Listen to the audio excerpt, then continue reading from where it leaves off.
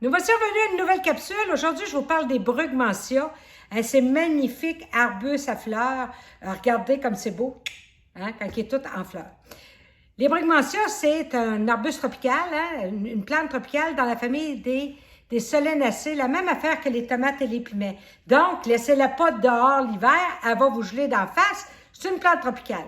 On va les rentrer dans la maison. Quand on les rentre, le brugmansia, il ressemble à ça. Ça, c'est un bébé. Vous allez me dire, bon, attends, Marthe, tu veux pas qu'on ait ça, c'est laid en maudit. Mais non, hein? Présentement, le brugmansia, il rentre en dormance. Donc, quand vous allez le rentrer à l'automne, premièrement, on va traiter contre les petites bébites. Il y a tendance au puceron.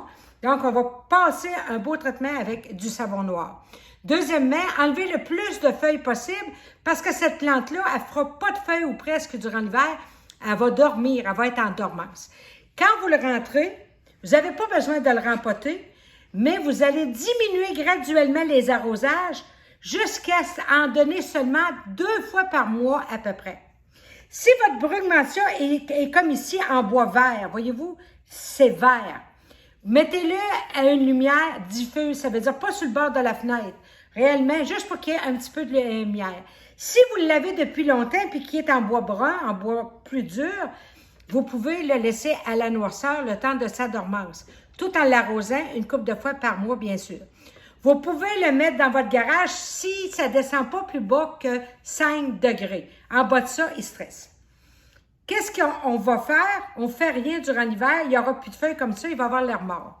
Au printemps, début mars, on va le ressortir et on va commencer à le réarroser graduellement, hein? Puis on va le mettre au soleil.